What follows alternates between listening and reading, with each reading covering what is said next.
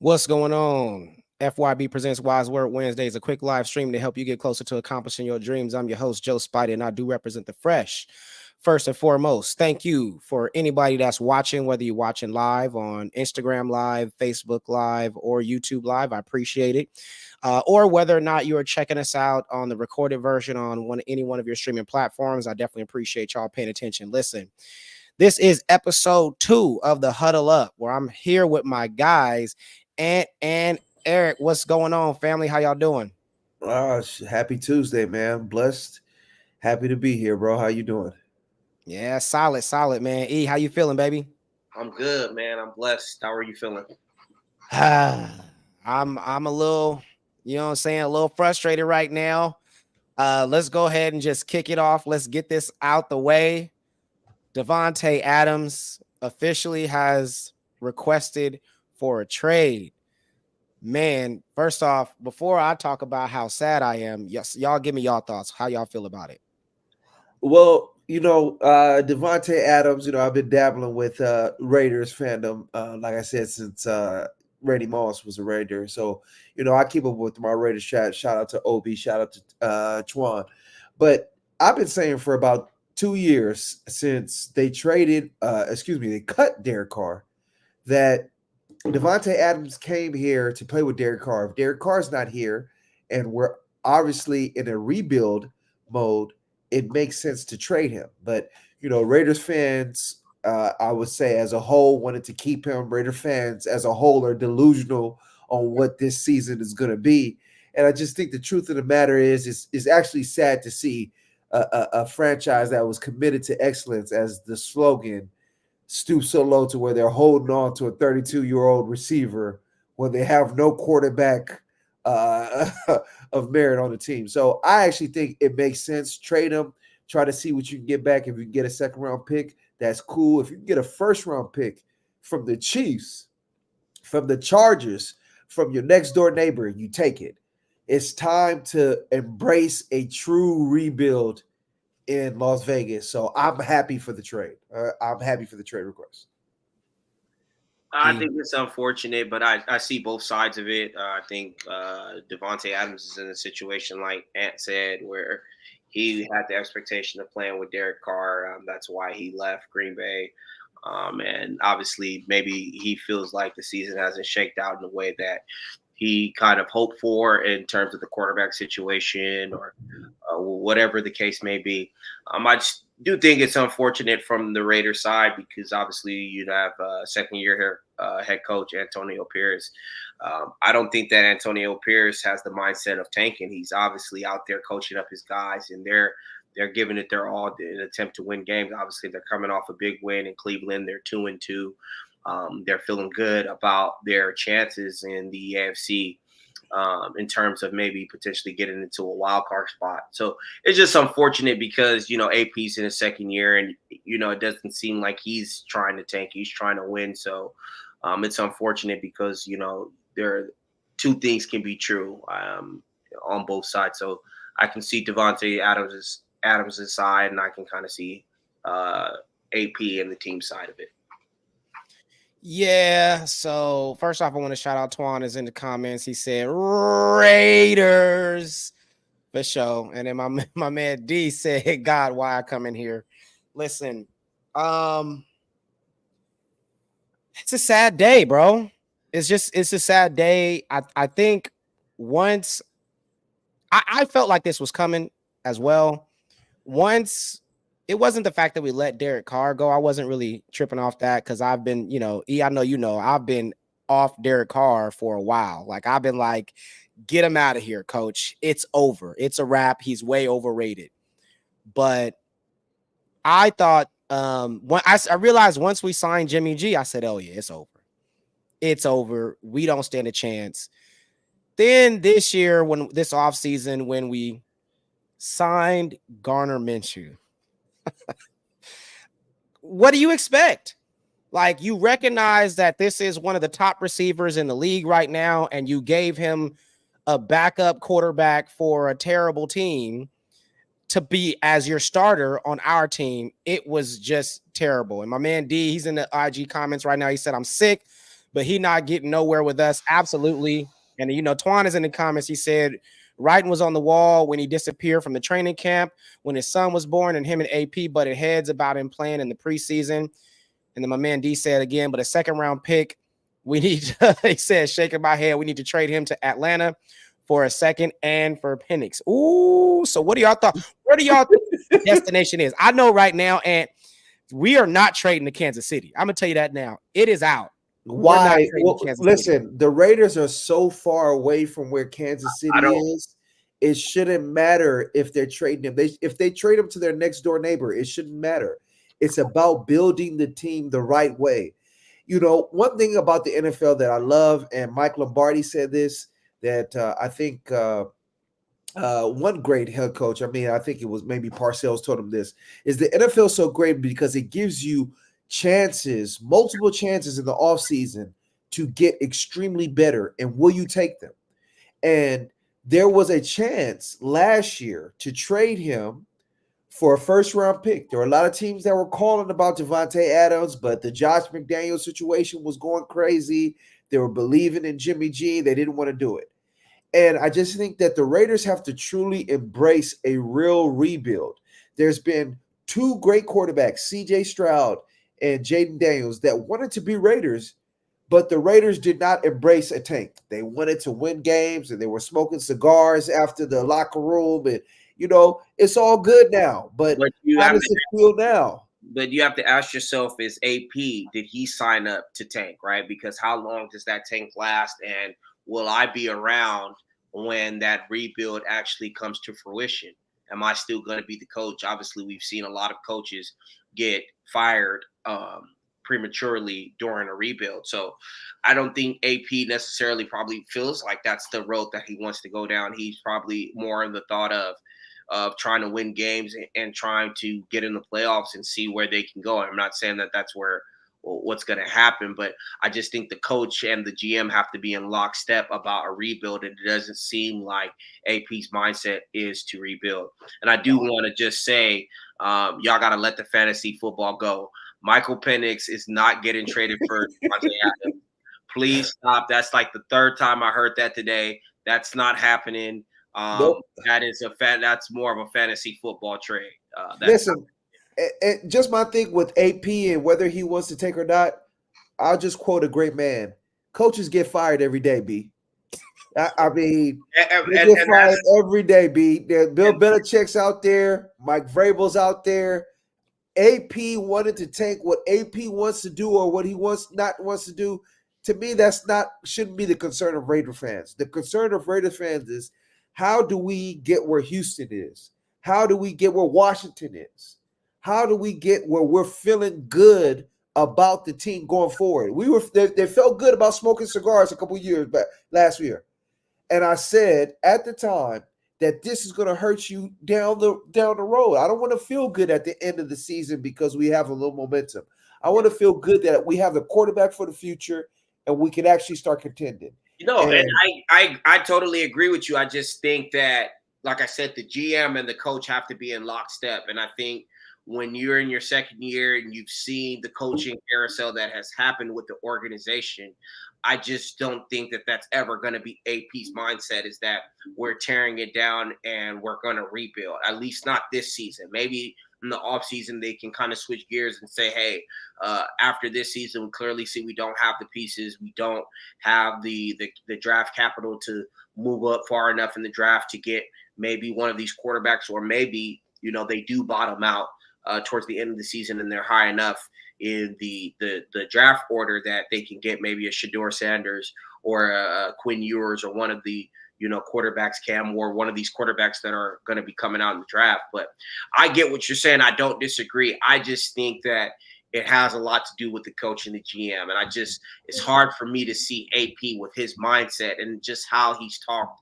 about winning in the Raider way and the things that matter, and how they've beaten the Chiefs and how they've played against their division rivals and what his record is against division rivals. I just don't see him tanking. Yeah, I'll just say something real quickly. Sure. Something for Raider fans to really think about is, you talked about the alignment of the GM and the coach. You have to remember the sequence of hiring. AP was hired before Telesco was hired. And history repeats itself. GMs want their coach. They don't want the other guy's coach. They want their guy. We've seen a lot of great head coaches. Mike Vrabel being the last one getting fired when a new GM is brought in that did not hire them, irregardless of their record. So that's something to look out for if you're a Raiders fan as well. Telesco did not hire AP. And there's a lot of things that AP wanted. AP wanted Josh Jacobs to come back. AP wanted the offensive coordinator to be Cliff Kingsbury, and Cliff Kingsbury is doing a hell of a job in Washington right now. AP wanted a few different things this offseason, and all in a row successfully, he did not get them. So you have to keep that in mind if you're a Raiders fan. The GM was hired after AP, not before. The GM had no hand in AP getting hired, and GMs generally want their coach, not some other guy's coach. So I guess my question then, it's not that I like, again, I still say no Kansas City. No, absolutely not. Because that second round pick that you have is basically a third round pick that you're going to get, because it's going to be a late pick because they're going to be too good for the regular season. Where do y'all actually realistically seeing him going? And don't say Kansas City, because they're not going to Kansas City. If it's not Kansas City, I can see Baltimore, maybe Baltimore. I don't think so. Lamar Jackson with receivers, if we're just going to be frankly honest, I think Bateman's good enough. I think Flowers is good enough. Lamar Jackson doesn't really throw to outside receivers. That's another topic for another day. But Buffalo, I think they're kind of doing it with smoke and mirrors right now. They started off 3-0. They got beat really badly by Baltimore. I think they're going to struggle if you look at their schedule going forward. And they're probably going to say, hey, we have Josh Allen. He's in his prime. Let's get him a receiver. To me, that makes more sense than a team like Baltimore. So I would say probably Buffalo would be the team that might get desperate here. I think Bean and the head coach McDermott, they're on a semi-high seat to win. So I think Buffalo might be a spot. Jets, Jets. I mean, that's just obviously that is the most suitable and easiest destination. Obviously, he has the connection with the quarterback, Lynn, Aaron Rodgers, Nathaniel Hackett. It just makes a lot of sense. You heard Aaron Rodgers in the offseason say, and I quote, "I can't wait to play with him again." Okay, here you go. Right. So I just think the Jets make a lot of sense. You put DaVante Adams there, you put him there with Garrett Wilson, Breece Hall, Braylon Allen, and all the different weapons that they already have. I think it kind of takes their offense to the next level. And I just think that it would be just the best spot for him. Okay, so just checking it out. This is the Jets' remaining schedule here. Let's see. We got the Vikings, the Bills, the Steelers, the Patriots. I mean, I think they have actually a pretty good schedule. I think their schedule is actually pretty tough. When you start to go back up, if you look at the Vikings, then you have the Bills. You come down and you play the Steelers, right? Those are the three. Steelers, I don't think the Steelers are for real, bro. I'm just saying, I don't think they're for real. I mean, for me, it's when we say the Steelers aren't for real, it's like Mike Tomlin does this every year. It doesn't matter who you give him. It doesn't matter. You could give him a group of seventh graders. Somehow, some way, they are going to be fighting for a playoff spot. That's just, I don't think he really gets his flowers enough for being a top tier coach. But like I said, if you go back and you look at their next three games, you're in London with the Vikings. The London games are always tricky. And they've always kind of been weird in a way, with the early start time and the long travel. And he has not played well historically in those games, Aaron Rodgers. And then Buffalo, and then you got to go down to Pittsburgh. I just think that they have a tough slate of games, and they need to kind of prepare themselves. And even when you go down later into their schedule, you see the Rams. The Rams potentially might be healthy at that time. You get the Bills again. I think that the Jaguars are probably one of the best 0-4 teams I've ever seen. I don't think the Jaguars are as bad as people are saying they are. you still have 2 games against the Dolphins. Obviously, the Dolphins haven't played their best football. Not sure what the status is on Tua, but let's say Tua he's is done. He's got to be done. It's over. If Tua is available for those last 2 games, now you're talking about a different Dolphin team. Yeah, I can see it even happening after the London game. The owner's 80 years old. He's stressed the urgency of winning now. Obviously, Salah. Shout out to my man Mike Lombardi. I mean, his winning percentage is one of the worst in the league. If they don't have a good season this year, he's probably going to get fired. Same thing for the GMs. There's a lot of urgency. So if they play the Vikings, who we'll probably talk about a little bit later, who are one of the hottest teams in the league right now, and they get boat race, which I think is probably going to happen, I could see them pulling the trigger and saying, "Hey, okay, first round pick, we'll outbeat everybody, blow them out the water, give it to us now." Yeah.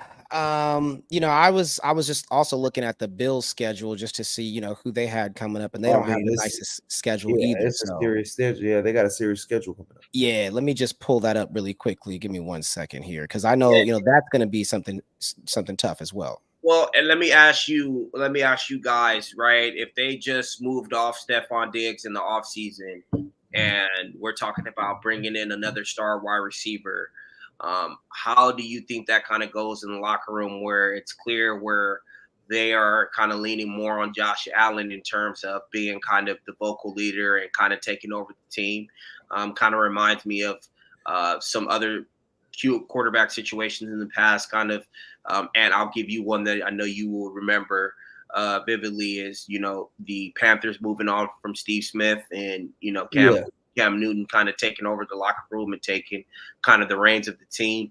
Do you think that they're willing to kind of jump back into the same situation that they just got out of with moving off a star wide receiver? Well, I mean, I think part of the situation with Diggs is they felt that he just wasn't the same boundary dominant receiver that he was before, so the juice wasn't worth the squeeze with his personality. His personality is something that's known throughout the league as being a hothead. DaVante Adams doesn't have that type of personality, although he has pouted a lot since he's become a Raider. But his pouting at the Raiders is more like when Randy Moss was pouting at the Raiders. That picture, I'll never forget it, of Randy Moss just dejected on the Seattle sideline, straddling the bench. When you're playing with subpar quarterback play, there's nothing more frustrating to a receiver. I'm sure DaVante Adams gets frustrated when he sees the top 5 receiver list and he's not there anymore.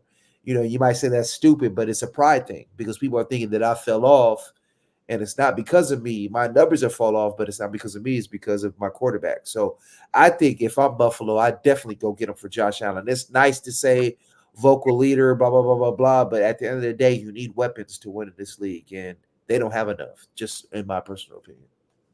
No doubt. I do want to let me acknowledge a couple of comments here. Twan said first round pick if he's traded to an AFC team, second rounder if it's an NFC team. I don't know if DaVante will get a first round pick, but I can understand how with someone like in the AFC it can be a second and a third, or maybe a second and a fifth, or something like that.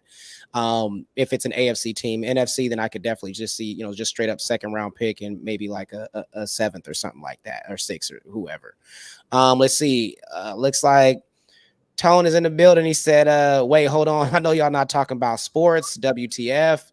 Bro, don't talk crazy about the Steelers. I got to chill. Hey, listen, I'm just speaking the facts, brother. The facts are the Steelers are not real competition. I'm not saying that they're trash. I'm just saying they're okay. I like what Justin Fields have been doing, but I'm just still seeing whether or not they're legitimate. I think, we'll see. Give me 2 more weeks. I think if they have a winning record in 2 more weeks, then I'll be like, okay, but we'll see. We'll see. He said, crazy how talk all this sports. I'm gonna mind my business. All right. Let's move on from the trash talk about, my Raiders, because I just think we need God prayers, thoughts and prayers, as the politicians like to say, what I'm saying, to help out my team. But hopefully we'll know. And hopefully it's a trade that really helps the Raiders out, because we need some help in all aspects right now.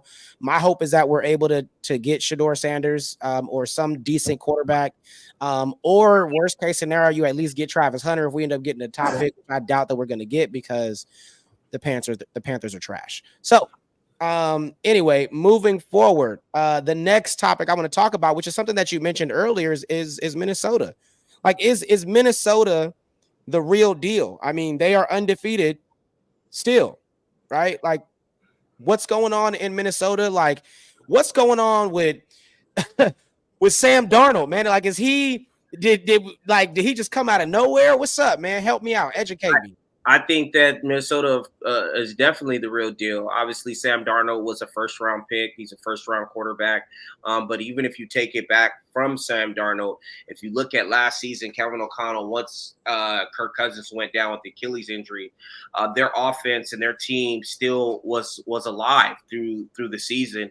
And he was playing with a multitude of different quarterbacks with Nick Mullins, Josh Dobbs, and all different kind of quarterbacks once Kirk Cousins went down. So we all know that Kevin O'Connell is a good play caller. Their offense is always going to kind of operate at a high level. But this year you go ahead and you add Aaron Jones, who I think still had a lot of juice left. I was kind of confused when the Packers moved off of him, even though they signed Josh Jacobs, who I think is slightly better. But Aaron Jones still has a lot of juice left. You still have, obviously, Justin Jefferson, who's arguably the best receiver in the league. I know Addison has been hurt, but you talk about Addison, they still haven't got TJ Hawkinson back. And I know Ant's guy he loved is Brian Flores. I mean, Brian Flores is dialing it up. He's given a lot of these offenses problems, doing different things with his blitz packages and just giving these offenses a really, really tough time. So I'm not really surprised. I think they're a good team. I think they're going to be a team to be dealt with. And it just goes to show with Sam Darnold, when he's in the right situation with the right coach, he's been able to flourish. Yeah, I would piggyback and say all those things, but I do want to just flip it just a little bit because there's been something that's been going on in the NFL. And I think I mentioned this on the last episode where these quarterbacks, these mid-tier quarterbacks are coming up for contracts. You have Tua, you have Lawrence, you have even Dak, who just got the biggest contract ever for a quarterback. And then these teams are saying, oh, well, if we don't pay these guys, what are we going to do? You know, one of my guys, Greg Cosell, says, you know, the price is the price. You know, if you don't pay them, where are you going to go? You see, but Minnesota didn't pay Cousins, right? And look at where they're at. They said, okay, we're going to bring in Darnold, a guy who has his first-round pedigree, who has a lot of talent, and we're going to draft the guy. And it's worked out for them. So, you know, I compared it often to that NBA season when there was a spike in the cap. And then, you know, Alan Crabb's getting paid $120 million and Mozgart's getting paid $80 million and Dang is paying $90 million when he's done. And I just thought it was stupid then. And I think that what NFL teams are doing now with the Tuas, with the Trevor Lawrences, with the Daks even, is stupid. Minnesota goes to show you that you can have success. You don't just have to pay a average or mid quarterback, as the young kids say, and, you know, tie yourself down. So shout out to Minnesota. I definitely think they're for real. I think they could definitely go all the way. Darnold is a quarterback, like Eric mentioned, first-round pick, high first-round pick. It's not like he was a guy that was drafted at the end. He is a guy that has all the tools, all the talent, and there's tons of these guys. There's Baker, you know, there's my guy Cam Newton that's sitting in the trash can. You see what Flacco did the other day. So I just think it's the story of the NFL for me. I don't get why these teams are just tying themselves. Oh, we gotta pay Tua, we gotta pay Lawrence, we gotta pay Dak. No, you don't. I'll give Trevor Lawrence a pass because at least he's made it to the playoffs. You know what I'm saying? Like, I'll give him a pass. Tua, I said that was a waste. Like, I feel like Tua's overrated. I do. But I genuinely do. I think we got to be a little bit fair with the Tua situation because look at the massive drop off in their offense and their team without him, right? We know that if Tua was healthy and he was playing, their offense wouldn't look as bad as it does right now in these last couple of weeks. So I think that we have to kind of give Tua some credit and not rag on him so hard. But I get the point that Ant is. I think and Tua's been able, to get his team to the playoffs in last year, and they played the Chiefs in the first round. I mean, I get what Ann is saying, though. These teams shouldn't, necessarily lock themselves down to these quarterbacks. But it just goes back to that point, right? If you're Dallas, and let me ask you, and you say you're not going to pay Dak, what would have been your strategic plan? My strategic plan would have been to sign Joe Flacco. My strategic plan would have been to draft a quarterback. And you saying, "Oh no," but Joe Flacco took his team to the playoffs last year. When you're the Cowboys, okay, when you're the Cowboys, and I know we're going dead off topic, right? When you're the Cowboys, you're playing. It's Super Bowl or bust. You're not going to be happy with anything besides. It's been a bust for like 27 years, bro. It's true, but that's what you're playing for. Different teams are playing for different things, right? So when you talk about a guy like Joe Flacco, he reminded me of Eli Manning, right? Where Eli Manning and Joe Flacco were guys where you would argue, are they elite players in the regular season? They never had the numbers. But when them playoffs came, he could be playing against Tom Brady. He could be playing against Peyton Manning. He could be playing against Drew Brees. You felt comfortable with Joe Flacco. You felt comfortable with Eli Manning. You felt comfortable with go long Nick Foles, right? But the difference is between all those three quarterbacks. But just let me tie it in. I'm gonna let you finish. With Dak, it's the exact opposite. You know, he's gonna throw the 40 touchdowns in the regular season. He's gonna do all that. But it's shook ones when it comes to the playoffs. You know, when they play in the Niners, you just see it. This last one, you saw CeeDee Lamb skin. You see the look in his eyes. That guy's never going to stand across a field from Patrick Mahomes and win the game. He's not going to do that. That's not going to happen. I think in regards to those three quarterbacks that you mentioned, you said Nick Foles, you said Eli Manning, and you said Joe Flacco. They all had a top 5 defense when they were winning. Like, it wasn't just like they were just an elite quarterback. Don't get me wrong. They didn't actually Eli did turn the ball over, but Joe Flacco, when he was in the playoffs, he didn't turn the ball over, but it wasn't like they were winning because of Joe Flacco. Like, they were just not losing because of Joe Flacco. Well, I will quickly disagree with that, because my boy Nick Foles, shout out to the 2017 Eagles. Nick Foles tore it up in the playoffs. Outside of that Atlanta game, the Viking game, we busted the Vikings' ass, and then we all went on to bust the Patriots' ass in the Super Bowl. But y'all's D line was A1. That's what I'm saying. No, our D-line was, with all the guys that we had at that time, Brandon Graham in his prime, Fletcher Cox in his prime. We had a lot of guys, Chris Long, Derek Barnett, Timmy Jernigan. We had a lot of players at that time. Yeah. But what I just want to say is that, just on a quick side note, my boy Foles, he tore it up. Shout out to the Eagles. No doubt. Okay, so I'm going to give you the points scored in the last 3 playoff losses, what the defense gave up. They lost in 2021 in the wild card to the San Francisco 49ers at home, the game where Dak ran when there was no time on the clock, and they ran out of time. The defense gave up 23 points. They lost to the Niners again the following year. The defense gave up 19 points in a game that Dak threw 2 interceptions. Right. I say that to say this. If you're the highest paid quarterback in the league, I expect you to score more than 24 points in a playoff game. I don't care who you playing. Now, I disagree with that, because I don't care, no. Well, I'm just saying, if you're going up against, let's be real, the Niners defense was elite. If you're going up against elite that year. You said what? Cowboys defense was elite that year. No, I'm just saying, though, if you're going up against an elite defense, you can't expect to put up 30 points against the elite defense. I'm not asking you to do that. They scored 19. If you scored 3 touchdowns, highest paid quarterback in the league. I'm asking you too much to score 3 touchdowns. Highest paid, let's say it all together. Highest paid quarterback in the league. I'm asking you too much to score 3 touchdowns in a game. That doesn't make sense. I agree with Ant. I get what Ant is saying. The only thing that I would, push back on is the signing of Joe Flacco. I just think it's hard. I think it's hard to sell to your fan base in the offseason that we let Dak walk and we signed Joe Flacco at Joe Flacco's age. Don't get me wrong, Joe Flacco tore it up last season. You saw him get into the game last week for the Indianapolis Colts and do some good things.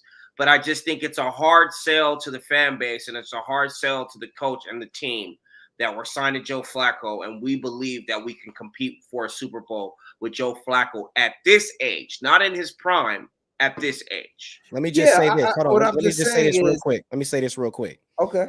If Dallas can sell the fact that they're going to a Super Bowl, you can sell them anything. Let's just start there. As long as Dallas can say we're going to the Super Bowl every year, you can sell them anything. You can sell them a piece of candy and tell them it's a mansion. They'll take it. Okay, it's Dallas. So let's start. But I do want to acknowledge a couple of comments. Twan said Sam Darnold is younger than Joe Burrow. Tone said, what makes a team the real deal? Are they Super Bowl contenders? I'm assuming he's talking about Minnesota. Joffrey's in the comments. He said, yeah, Darnold went 3rd overall. He said, you are not going to sign Joe Flacco because you're thinking about him being the missing piece to win a Super Bowl. So it looked like he agrees with myself and with E on that aspect. I think, and what you're basically saying is there are other options aside from making Dak Prescott the highest paid quarterback in the league. And I 100% agree with that. Dak Prescott should not be the highest paid quarterback in the league. Neither, in my opinion, neither should Tua either. You know what I'm saying? I think, you know, with Trevor Lawrence, at least he has some upside because he's young. At least, you know, you could say, well, he's young. He got to the playoffs, had some good numbers when he wasn't hurt, whatever. This season doesn't look so good, but I think it's, in my opinion, as a person who's just objectively looking at it, it's very hard to sell the idea that Dak Prescott is the guy that's going to get the job done, seeing as that he hasn't done anything since he's been in the league in reality. The last point I will just make is like I said, I see Ant's point and I get where he's coming from, but we have to also ask ourselves, is Sam Darnold the anomaly in the league, right? Because can every team sign a Sam Darnold who has the option to sign a Sam Darnold or pay their quarterback 50 to 60 million? I wonder, is he the anomaly, right? Because everybody's not going to have a 1st round pick quarterback that was a former 1st round pick available in free agency. I mean, Mac Jones was available for trade, but do we believe that Mac Jones on any level has the talent that Sam Darnold has? No, right? So is Sam Darnold the anomaly? Yeah, I will say we signed Gardner Minshew, so yeah, I would say is so, like, you know, I mentioned Flacco, but I was saying Flacco in conjunction with something. Flacco in conjunction with the rookie quarterback. It makes sense. You know, that's what I'm saying. I'm not saying Flacco is the starter, but what I'm saying is I know that with Dak as the highest paid quarterback, they're not going to win. I know that. I don't know what's going to happen with the rookie quarterback and Flacco. I know that Dak is not going to win a Super Bowl. I know this. So that's my thing. And if you're an honest football observer, you know that what I'm saying is true. Well, I will say this, though. They're always going to have a good regular season. Right now, I think they're on top of the NFC East right now, right? So I know the Commanders 3-1. Oh, the Commanders, that's right. Yeah. The Jaden Daniels. That's what I'm saying. Try something different. Okay. Next topic. Kansas City, man. They had a serious injury. One of their star receivers just got injured. They're saying right now it's a possibility of like an ACL injury, so they think he might be out for the season. You know, Travis Kelce has not been having the typical season that he's accustomed to having. You know, is Kansas City still the Super Bowl favorites? I mean, you know, I feel like, you know, you want to give some respects to the champs, but at the same time, it doesn't look so good. And I also want to let me acknowledge a couple of comments as well before we move on to that subject. Minnesota has an offense with great playmakers, and they aren't even at full strength. And then Joff also said that Minnesota might have started JJ if he didn't get hurt, possibly. So there's also that as well, too. But, you know, in regards to Kansas City, man, how do y'all feel? I mean, this injury, I think, is super devastating to the team. But what do y'all think? Are they still the favorites? Were they ever the favorites? Let me ask you a question. When you log into your student loan account, is the bill there? Is it always there? So my thing to that is when you talk about Andy Reid and Patrick Mahomes, they're always going to be a contender. I don't care what is going on. I don't care who's there and who's not there. When you put those two, when you put a quarterback and a coach like that, they're always going to be in the thick of it. They're always going to be there at the end. So my answer is yes. You can see last year they started off the season as a passing team, trying to heavily pass the ball. They kind of went away from that after they lost that Raider game in December, and they changed the way they play. They've won back-to-back Super Bowls without Tyreek Hill. They could have won the Super Bowl against the Tampa Bay Buccaneers if not for both their tackles being injured and missing the game. So to me, of course, they're always going to be a contender. I think they're the luckiest team in the league where you can look at your roster every season and say, because of my coach and because of my quarterback, we're going to have a say-so when it matters. Yeah, I'm still waiting on those student loan forgiveness from the president. Yeah, it don't look like it's going to happen. Congress got to approve it, but that's another story for another day. But yeah, they're definitely the favorites. I think they're the football version of, when women say, I'm not perfect, but I'm worth it. They're actually worth it. They're not, scallywags with 400 credit scores like the woman that actually say it. So, this is a dominant team. They have won these Super Bowls. And they're a dominant team, but they don't dominate. I don't know. It doesn't really make sense. But like I said, they're actually worth it.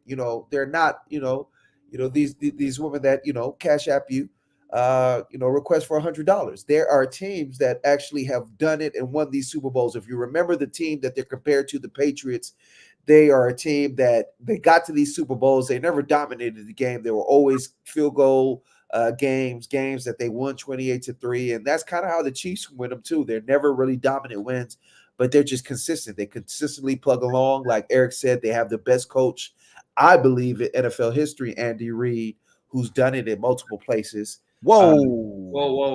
Slow down. Whoa. I think who I believe is the best coach in NFL history who has done it in multiple places. If you look at his coaching tree, his coaching tree is superb. He has multiple guys from his coaching tree that have won things, that have won Super Bowls as well. Now that he's been given the quarterback play, I think Donovan McNabb actually robbed him of a couple Super Bowls in Philadelphia. But again, that's another story for another day. But definitely the Chiefs are going to be there. They have cluster injuries on the offense, but it looks like Pacheco's going to come back. Hollywood Brown is a guy that might be able to come back in the playoffs. I actually think this is a blessing in disguise because it's going to allow Worthy to play a little bit more. They hit him for a big pass in the last game. I think that he was someone that they were going to try to ease along, but is somewhat, and excuse me, my allergies are killing me, that they're going to be able to allow to really dominate. So I really believe in the Chiefs. That's where my money is. I have a big parlay with the Chiefs and the Dodgers. Shout out to my Dodgers winning the World Series and the Super Bowl. So yeah, Chiefs, that's where you should have your money. No doubt.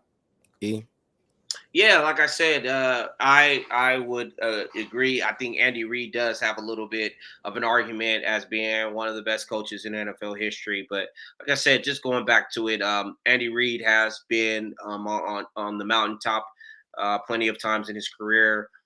He's shown the ability to win under any circumstances, even going back to his Philadelphia days. I remember us having severely injury-riddled teams and him still kind of patchwork and putting it together.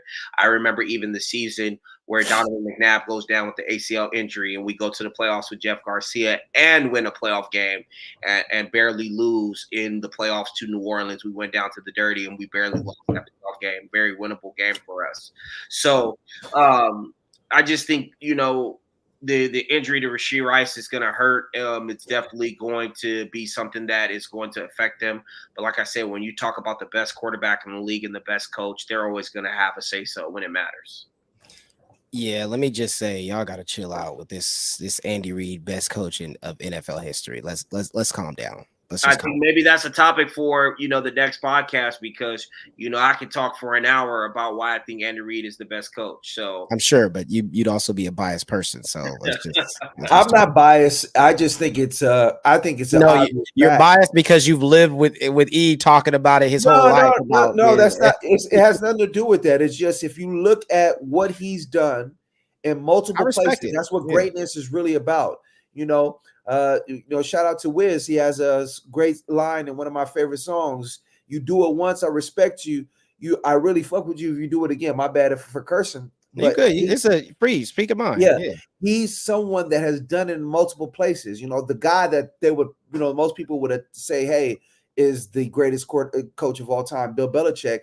He has 11 seasons without Tom Brady. He has one playoff win. He's gone to the Super Bowl with, Donovan McNabb, throwing up on the sidelines. He's gone to AFC Championship games with Alex Smith. Like, this is a guy, this is one of the greatest minds that the league has ever seen, and he's been doing it, and it's not like anything that he's done is outdated. But he's still running offense, and he was running offense in the 90s, and he's running offense in the 2020s. He's had elite quarterbacks everywhere. Okay, he had Donovan McNabb was an elite quarterback at the time. Alex Smith was an elite quarterback at the time. Alex Smith, they traded Alex Smith. Remember, I understand that. But Alex Smith was a playoff quarterback for the San Francisco 49ers. He was a playoff quarterback for the Kansas City Chiefs as well too.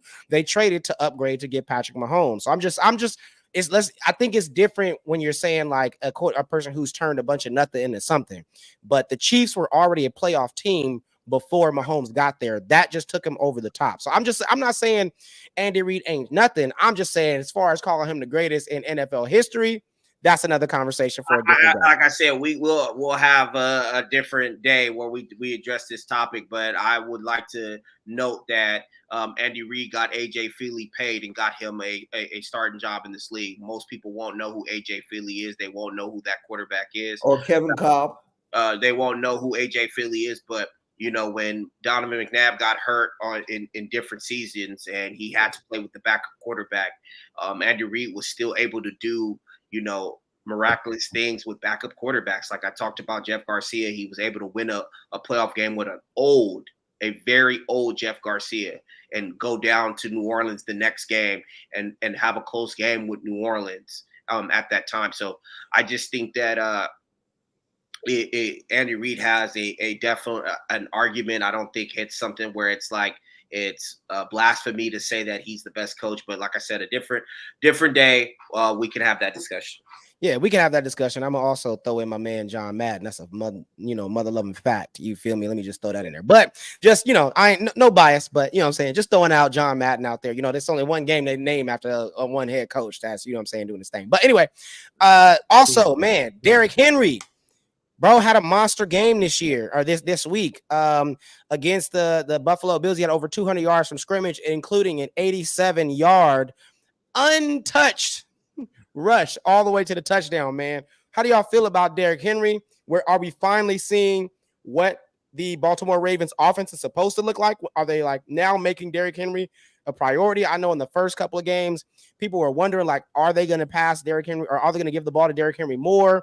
I know Harbaugh was saying we didn't come to give it to him 30 times or whatever, pause. But, how do y'all feel about this monster game? Is this, something that we're going to see again in the future?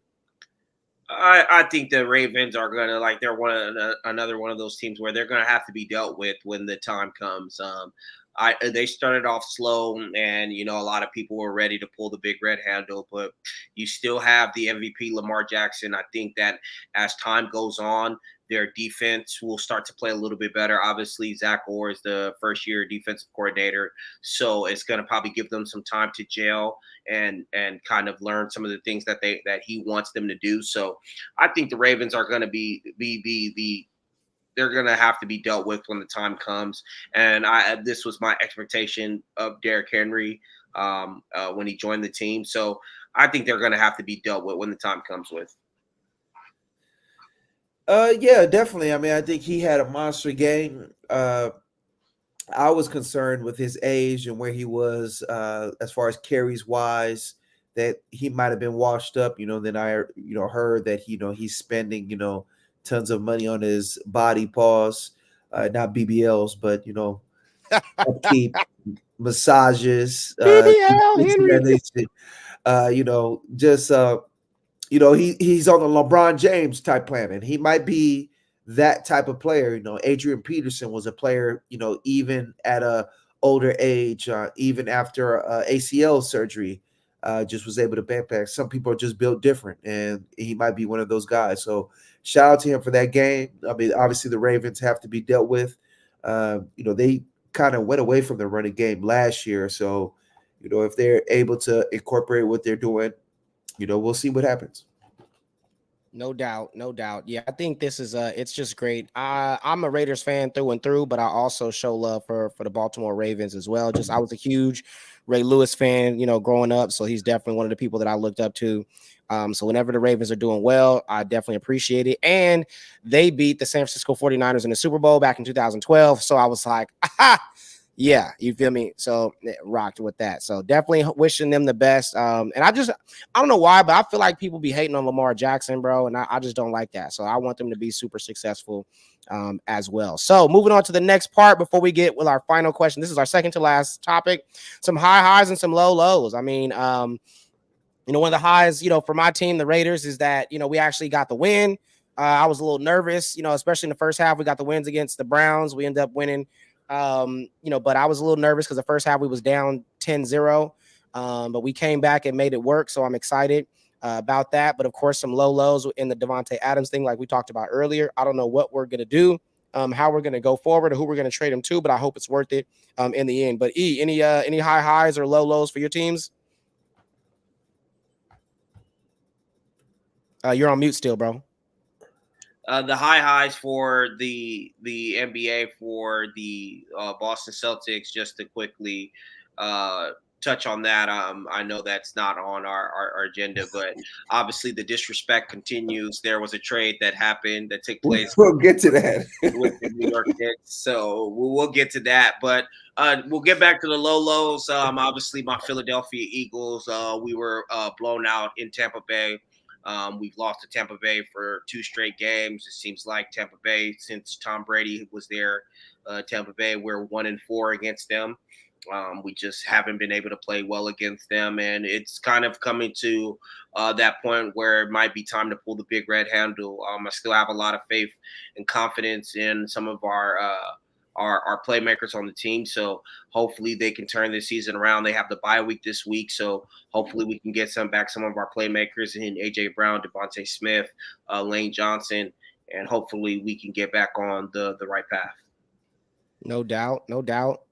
And you got some high highs or low lows? My high highs, we're going to have to go a mile high for my high highs. Oh, man. Coach Prime, Colorado.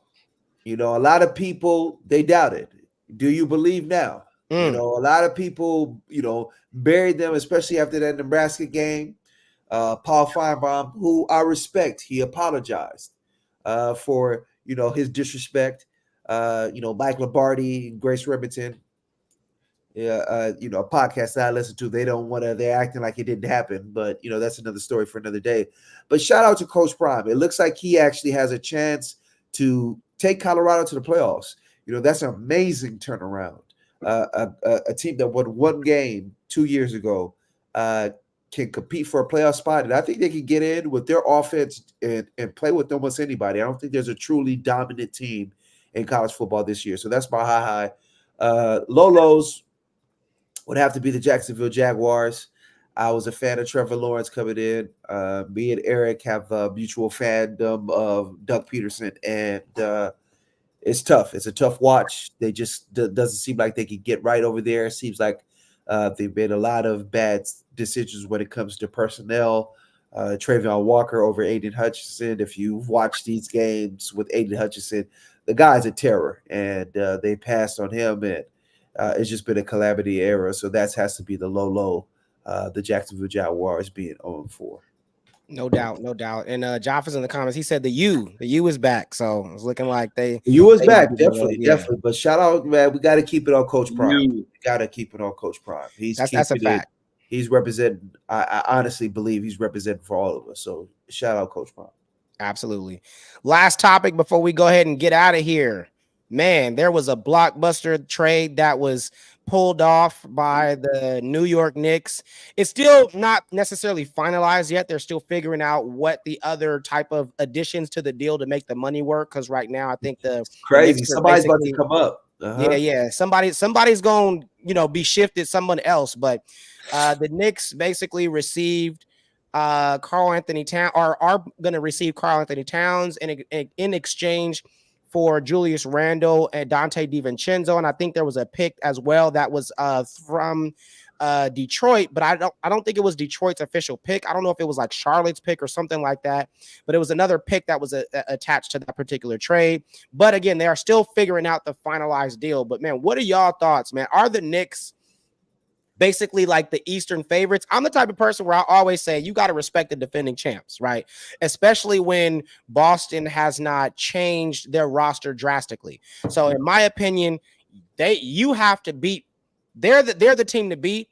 You know what I'm saying? Until a team beats them, because their roster is still intact. You got Drew Holiday and Derek White that was in the Olympics. I mean, I know Jason Tatum was in the Olympics as well too, even though, E likes to say they was being disrespected, even though they was the only NBA team to have 3 players that was on the same team in the Olympics. Still, these people have, they're still warmed up and good to go. So I still say that Boston is the team to beat in the NBA and especially in the East. But does this Knicks team look like they are the second best or even potentially the best team in the East or the NBA? We'll start with you, Ant, because I know E got a lot to say. I'm gonna let him finish it. So we'll start with you, Ant. How you feeling? Yeah, and when I saw the trade, I was surprised. I thought actually the Timberwolves won the trade. They came out with a lot of stuff, tradable contract in Julius Randle, Dante DiVincenzo, who was a great player for the Knicks, set their record at 3-pointers made, shot the hell out the ball in the playoffs, and that first round pick from Detroit that could be a potentially very high pick. It has a lot of protections, but the protections go down as the years pass. So I thought that was a good trade for Minnesota. But for the Knicks, it's just interesting because I guess they're looking at Karl Anthony Towns to play center. Tibbs loves to play defense, and I just don't see how the defense is really going to work with Cat as a full-time center. Where's the rim protection going to come from? But, when they match up on a team like Boston's not a team that really attacks the rim. They have this elite defensive wing combo in OG Anunoby and Mikal Bridges. They can kind of toggle lineups, maybe go back to something where they're a super big team, where you have Brunson and then you start Bridges, Anunoby, Towns at 4, and then Robinson at 5 when he comes back, and you will still have enough spacing because of Towns shooting. So it's an interesting trade. And listen to podcasts, people have talked about that they really wanted a superstar with all these picks, and they haven't really traded for a superstar. Karl Anthony Towns is a player that has a superstar potential, but very uneven. He no-showed the Western Conference Finals, which is, I think, one of the reasons why the Timberwolves lost. So I don't think that full health, they're better than Boston. They've had a lot of success versus Boston in the regular season in the past, but that was a completely different team. All those guys that were on their team, none of those guys are on that team anymore besides Brunson. So, and Josh Hart. So, I'm just really fascinated to see how they play it all. And they play the first game of the regular season, so that's going to be a huge game. And what looms of all this is Porzingis and Robinson's injuries. Are they going to be healthy when postseason comes on? No doubt. And E, before you just jump in there real quick, I think this looks really good on paper, but I also think we have to see it play out, right? Because you got Jalen Brunson, Josh Hart, Mikal Bridges, OG Anunoby, Karl Anthony Towns. I want to see it. You still got Mitchell Robinson, like you said, coming off of injury. I want to see what they look like. I do say that they are deep, but there have been times in the past where we've seen teams who had some really big names or some good names, but it just didn't mesh well together. So I do want to see how it works. But I will say, as far as looks wise, they look like to be the second best team in the East, in the Eastern Conference, and maybe the third best in the NBA. But I'll go ahead, E. I'll pass it on to you.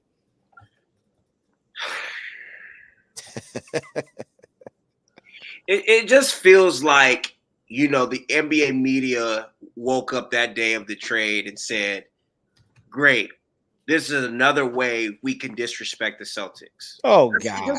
It's just that's what it feels like. And I'm very disappointed. I'm very sad because I saw a lot of people in the media said, yes, this puts, you know, New York right at the top, and that Boston should be very concerned that Boston is potentially going to be dethroned by this team. We're talking about a Knicks team who beat a Philadelphia team with a hurt Joel Embiid. We saw Joel Embiid. What game was that at where he was laying on the ground like he got shot? That was game one. That was game one. That was the very first game one where he was laying on the ground like he got shot. Yeah. You know, like he was in one of the movies. He was laying there like he got shot. We obviously know that he wasn't healthy, right? They went and they played Indiana. They had a back and forth series with Indiana. Say what you want about the Boston and Indiana series, but this is an Indiana team that Boston swept. Boston wasn't at full health, and I'm not gonna sit here and act like New York was at full health. But let's just be serious here for a second. Rudy Gobert was traded to Minnesota. Why? Because they didn't believe that Karl Anthony Towns could play the 5 position. That is just a fact. You don't trade all the way your assets the way Minnesota traded for Rudy Gobert. That's true. You don't trade away all your assets for Rudy Gobert if you believe that Karl Anthony Towns can play the 5 in crunch time and in the playoffs where you believe that it mostly counts. So they didn't believe that he's a 5. I don't believe that Karl Anthony Towns is a 5. So when you start talking about him playing 5 and having to anchor a defense and provide rim protection to a team with 2 explosive wings, I don't see it. I think that Karl Anthony Towns is a great player. I think he's knocking on the door of superstardom. He doesn't play like it all the time, but I think that he is a great player. But New York doesn't have enough to beat Boston. You don't have a bench now. You're talking about Josh Hart and Miles McBride, but where does the points come from off the bench? So I look at New York in a series versus Philly, and I look at a series versus Boston. They are going to be playing Brunson and their guys a lot of minutes, right? And I start to ask myself, where do the points come from, right? We go back to the Dallas series where Ant mentioned where Karl Anthony Towns didn't have his best series when you were playing a hot team in Dallas and you needed that extra scoring outside of Anthony Edwards. Where does the scoring come from for New York? I think the hype is premature. I think that it needs to be played out. But my question is not, can they beat Boston in the series? Can you beat Miami? That's where I'm not at Boston. Can you beat Miami? You got to chill. I honestly don't think that they're the second best team. I think today, if we're realistic with ourselves, Miami versus New York is a pick'em series. No, you got to calm down. You have to calm down. I am not going to let you sit here and lie like that.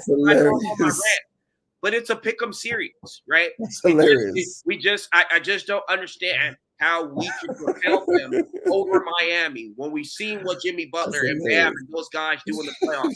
We know what Giannis, a healthy Giannis, can do in the playoffs, and you add him in with another year of Dame. I like the things that they did in the offseason with Taurean Prince, getting in Gary Trent. I think Gary Trent is probably the most underrated signing.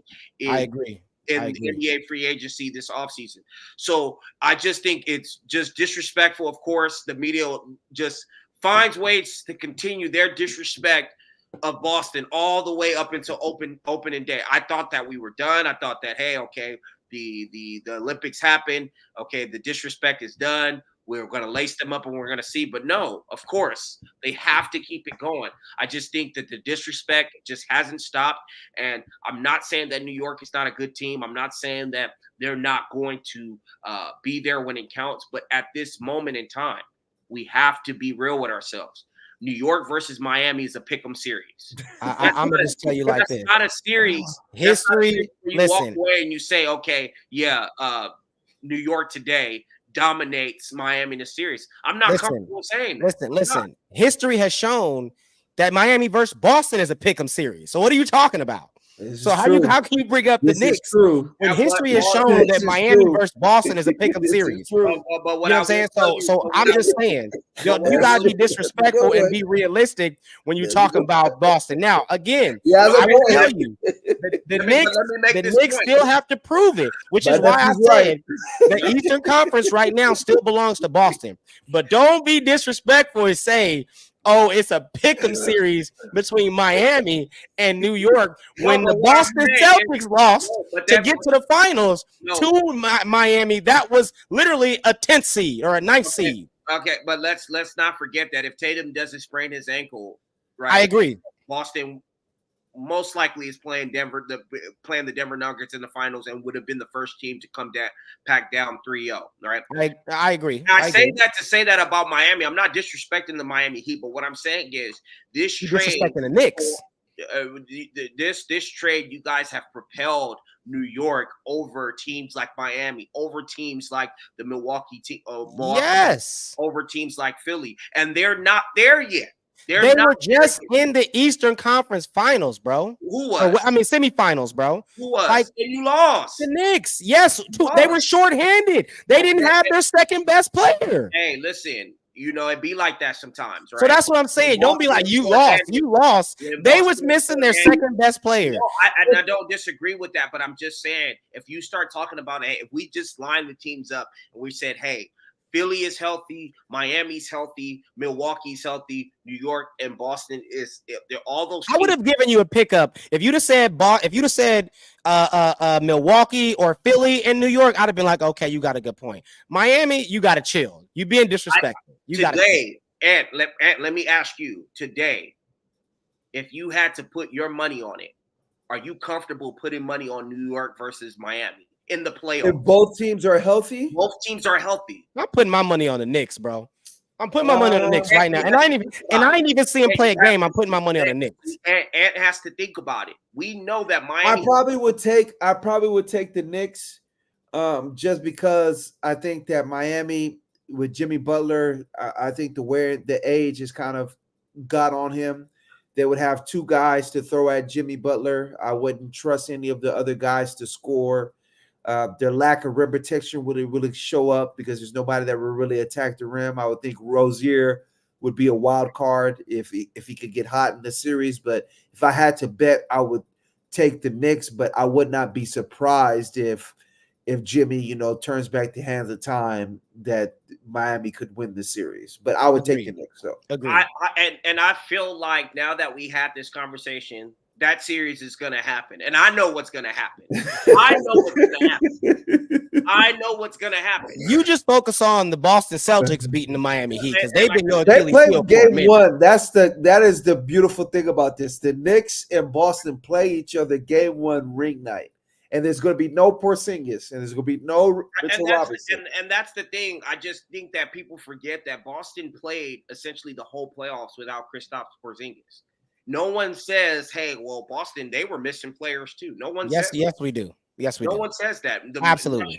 National media doesn't say that. We say it, and I give people their fair props. Like I will say, Boston did that with a limping Kristaps Porzingis. They literally beat a team. You know what I'm saying? That I mean, don't get me wrong. Obviously, Dallas. I think Dallas didn't even deserve to be in the finals anyway. But they beat. You know what I'm saying? They beat Dallas, and they whooped them pretty good. In reality, it should have been a sweep. It should have been a sweep because if they didn't have Kristaps a healthy one, it would have been a sweep for sure. Wait, and let me go back to my point that I was making. And another question for you: do you take the Knicks over Milwaukee today in a 7-game series? Knicks over Milwaukee. That would be a tough series for the Knicks because of rim protection. Giannis. They would really need Mitchell Robinson to be ready to go because Giannis would live at the rim. I don't know if they really have anybody to guard Dame. Those are bigger guys. I think Dame would definitely take advantage of Towns and pick and roll. That would be a tough series for the Knicks. And that's just my point. Is that would be a really tough series for the Knicks. Propel the Knicks, right? Recency bias based on what they did in the playoffs. Don't get me wrong; they had a phenomenal playoff run. They were shorthanded. They did well. But that has nothing to do with this season and the teams and the landscape of the East this season, like I said, Miami is always going to be dealt with, right? They have shown that consistently year after year after year. You see, we haven't even talked about the Philadelphia 76ers adding Paul George, adding Caleb Martin, adding Andre Drummond, adding Eric Gordon, adding all the pieces that they add, right?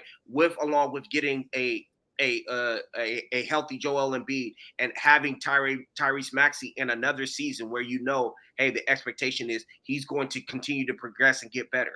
So for the national media to come like they did in certain ways and to say, hey, the Knicks are the favorite out East, it wasn't only disrespectful to Boston, but it was disrespectful to Milwaukee. I think it was disrespectful to No, it wasn't.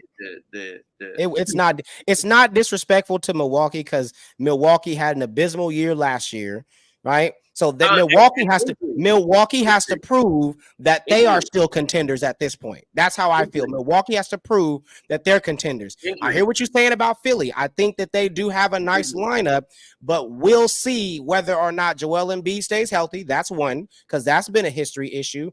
Also, PG has had some issues as well, too, in regards to his health and his consistency in regards to the playoffs. Now, aside the from Knicks have a lot of players that are injury prone. Karl-Anthony Towns is being hurt.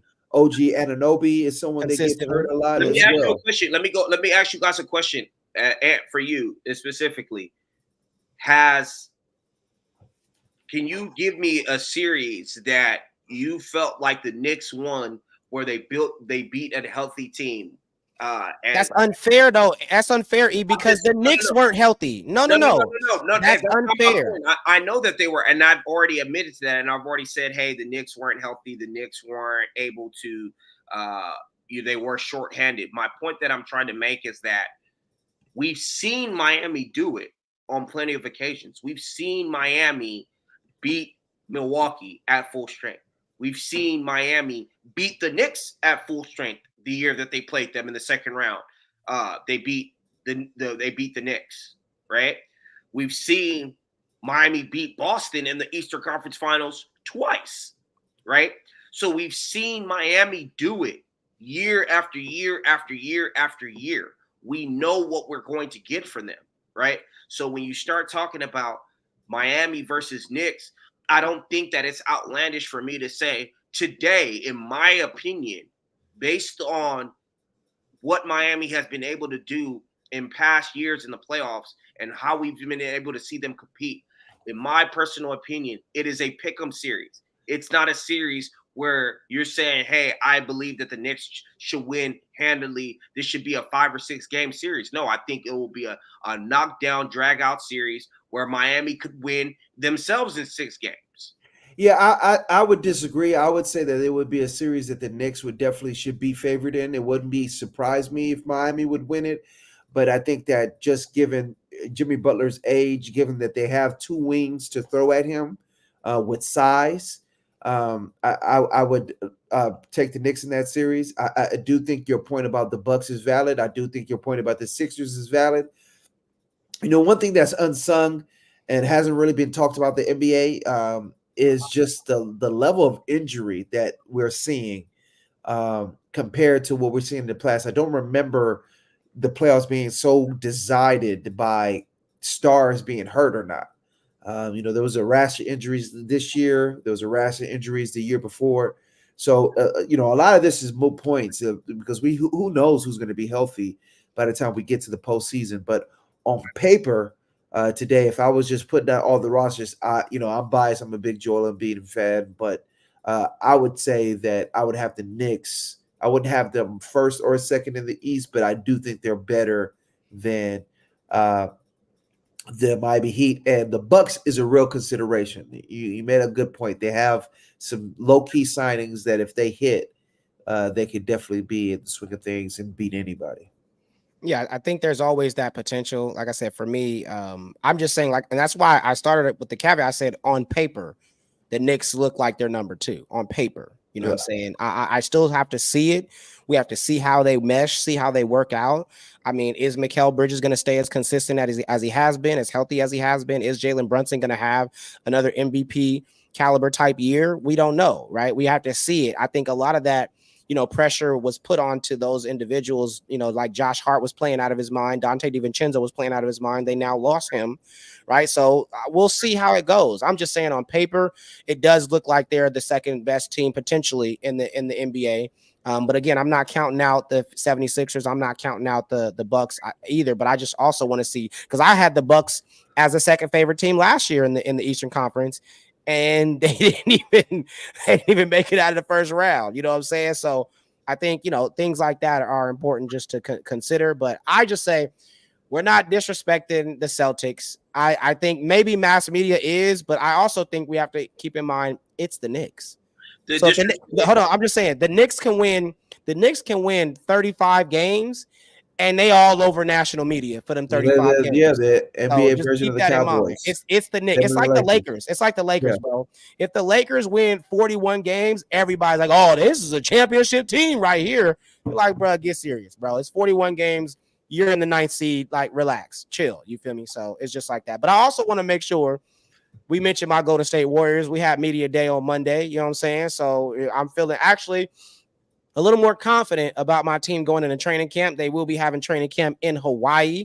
They will start them off in Hawaii to start the training camp. So I'm excited to see, how the team is looking and things like that. I actually think we're going to be pretty decent. I don't think we'll be one of the top, 3 NBA West Coast team or Western Conference teams, but I do think we can make a little bit of noise if some players pan out the way we expect it. But also, don't be surprised if you see the Warriors make a trade before the deadline. We're not known for making big trades before the deadline. The last big trade that we made before the deadline was when we traded for Andrew Wiggins back in 2020 for what's his name? Russell, the point guard. But we'll see. Yeah, D'Angelo Russell for that and a first round draft pick. So don't be surprised if we do make a trade. I don't think it'll be a big one, but I do like the signing of Melton as well as Slow-Mo. We'll see how they go. And they're expecting for Brandon Podziemski to shoot at least 2 to 3 3-pointers additionally than what he did last year per game. So just be on the lookout for that. Yeah, next episode I have a trade that we'll talk about, but we'll save that for next episode. Okay, no doubt. As long as it does not include Kawhi Leonard. Yeah, my final thoughts. I just want to run down the list of people I would like to thank. I would like to thank Steve Kerr for the motivation. I would like to thank Grant Hill for the motivation. I would like to thank all of the media members that vote for All NBA for the motivation. I would also like to thank Grant Hill for the motivation. I would also like to thank Tom Thibodeau and Leon Rose for the new added motivation. And I would like to, of course, always thank the mass media for the motivation. We will see you guys during the season and during the playoffs. Thank you. I'm not going to lie. You're hilarious, bro. You're hilarious. Hey, you got any final words, man? Final word. I just want to give a shout out. Shout out to Dr. Umar, the Prince of Pan-Africanism. And, Pan-Africanism is the idea that, we're all one, Black people across the world. We all came from Africa. And I think in this stage of Pan-Africanism, we're in the Wakanda era, where, a lot of people, regardless of where you're from, if you have this pigmentation, you are interested in Africa and learning about Africa. But I grew up in the African booty scratcher era of Pan-Africanism, where it wasn't always the coolest thing to be African. One of the people who gave me pride to be African, Dikembe Mutombo, passed away yesterday. So I just wanted to shout out him again. Obviously a great basketball player, great humanitarian. I know he has 2 daughters, 58 years old. That's really too young to pass away. So, we're all, we're not old for this earth, but we're getting old for certain things. And, we're learning that health is wealth. So, shout out to Dikembe Mutombo, rest in peace. Everybody take care of themselves. Health is wealth. That's my final word. Appreciate that. And I'll just give a final word. I just want to say thank you to everybody that's been in the chat. Again, you can definitely follow us on the Wise Word Wednesday YouTube channel to get some more different things that we are cooking up. I appreciate my amazing co-hosts, Ant, And E, thank y'all for being with us tonight. Thank y'all for participating and looking forward to another amazing show. FYB presents Wise Word Wednesdays. I'm going to leave y'all with a week fresh. And I love y'all. Y'all be safe and go Dubs.